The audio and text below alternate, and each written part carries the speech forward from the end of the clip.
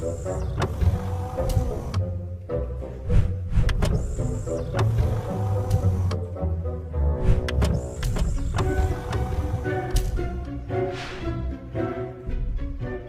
नमस्कार, सत श्री अकाल। My self PC Yadav. मैं आज एक ऐसी खूबसूरत इंडस्ट्री के बारे में आप सभी को बताना चाहते हैं जो भारत ही नहीं पूरे संपूर्ण संसार में, वर्ल्ड में बहुत तेज़ी से ग्रोथ कर रही है। जी हाँ, जब पूरी दुनिया में हर एक व्यवसाय, हर एक प्रोफेशन का रेशियो गिर रहा है, उसके बावजूद कि एक ऐसी इंडस्ट्री इतनी तेज़ी से ग्रोथ कर रही है, तो उसके बारे में हमें जानना ज़रूरी है। तो हमारे दिमाग में आया क्यों ना हम इस इंडस्ट्री के बारे में उन लोगों को बताएं जिनको इस इंडस्ट्री के बारे में नहीं पता है। जी हाँ, एक ऐसी इंडस्ट्री जिसका नाम MLM है। विदेशों में उसे और DSM के नाम से जाना जाता है। इंडिया में नेटवर्क मार्केटिंग, डायरेक्ट सेलिंग, बहुत से नामों से उसे जाना जाता है। जी हाँ, तो आइए हम उस इंडस्ट्री के बैकग्राउंड के बारे में जानते हैं। हम जानते हैं कि हर एक प्रोफेशन का, हर एक बिजनेस का अपना एक अलग हिस्ट्री होता है। उसी प्रकार आज हम जानेंगे कि नेटवर्क मार्केटिंग यानी डायरेक्ट सेलिंग, DSM का हिस्ट्री क्या है। जी हाँ, आज मैं जानूंगा कि उस व्यक्ति के बारे में भी जानेंगे जिसके दिमाग में इतनी खूबसूरत इंडस्ट्री की बात आई। जी हाँ, आज मैं बताना चाहता हूँ डायरेक्ट सेलिंग इंडस्ट्री का इतिहास। सन 1986 में एवॉन नाम की एक कंपनी के द्वारा डायरेक्ट सेलिंग की शुरुआत होती है। इस कंपनी के शुरुआत करने वाली महिला का नाम PFALV था। उन्होंने एक प्रोडक्ट परफ्यूम को घर घर में जा करके उन्होंने इस अपने प्रोडक्ट को सेल किया और बहुत ही अच्छी इनकम उन्होंने अर्न किया। दोस्तों, इसके बाद 1991 में यूनाइटेड स्टेट ने डायरेक्ट सेलिंग फंड एसोसिएशन लागू कर दिया, जिसके बाद इसे द एजेंट क्रेडिट एसोसिएशन कहा जाने लगा। फिर एक समय इमरजेंसी का दौर 1930 में ऐसा आया कि लोग अपने प्रोडक्ट को लेकर के घर घर जाकर के प्रमोट करने लगे और इसे पार्टी प्लान नाम से भी जाने लगा। सन 2040 में इसे DSM के नाम से नवाजा गया। सन 1951 में टॉपवेयर कंपनी ने अपना बिजनेस पार्टी प्लान मेथड के माध्यम से शुरुआत की। सन 1991 में दुनिया में इंटरनेट आ चुका था और पूरी दुनिया एक दूसरे से जुड़ गई थी। सन 1995 और 96 का दौर आया, तब भारत में डायरेक्ट सेलिंग का उदय हुआ। सबसे पहले स्वीडन की कंपनी ने भारत में अपना व्यवसाय डायरेक्ट सेलिंग के माध्यम से शुरू किया। उसके बाद बहुत सी कंपनियां भारत में डायरेक्ट सेलिंग में बिजनेस शुरुआत की। उसके बाद डायरेक्ट सेलिंग को एक ऐसा समय आया जहां पर उसे बहुत ही बुरे दौर से गुजरना पड़ा। डायरेक्ट सेलिंग में बहुत सी ऐसी स्कीम और स्कैम तरह की कंपनियों का जन्म होता है जो किसी भी गाइडलाइन को फॉलो नहीं करती हैं और वो चिट-फुट करने लगी, जिससे लोगों का नज़रिया डायरेक्ट सेलिंग के लिए बहुत ही बुरा हो गया और लोग सही कंपनियों को भी बाइकआउट करने लगे। यह सब इतना ज़्यादा चरम सीमा पे था कि कुछ कंपनियों ने मिल करके IDSA का निर्माण किया।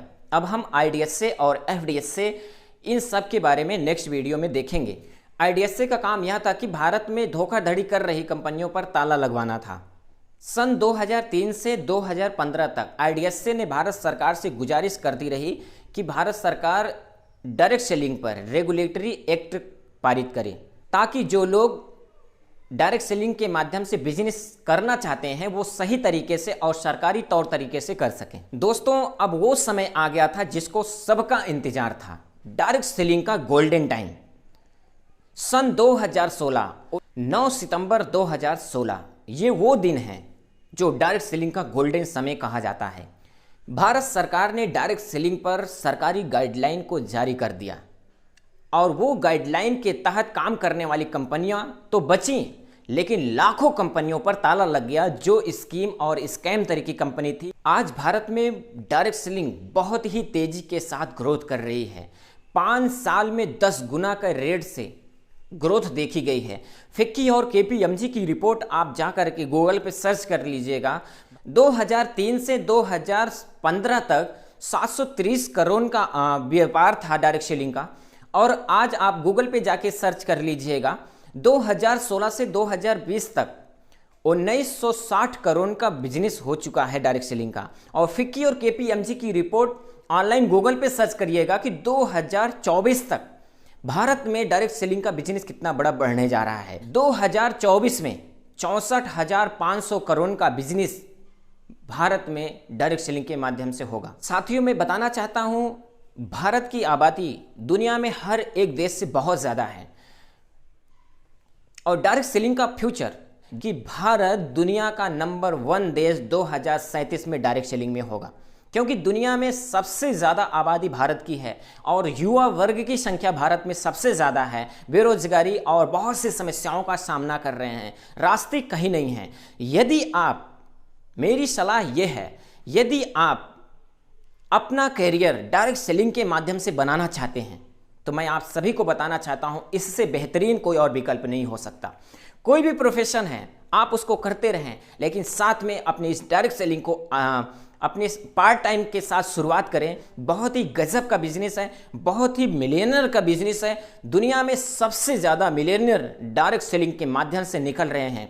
तो अभी गोल्डन समय है, अभी कम समय है, अभी बहुत कम समय है आपके पास कि आप अपने फ्यूचर को डायरेक्ट सेलिंग के माध्यम से बना सकते हैं, क्योंकि वो समय दूर नहीं है जब पूरी दुनिया इस इंडस्ट्री को एडॉप्ट करने लगेगी। तब बहुत ही रिगर, बहुत ही कॉम्प्लिकेशन होगा। इससे तो कोई भी अनजान नहीं है कि पूरा सिस्टम ऑनलाइन और मैकेनिकल हो रहा है। पूरा सिस्टम ऑनलाइन और मैकेनिकल हो रहा है।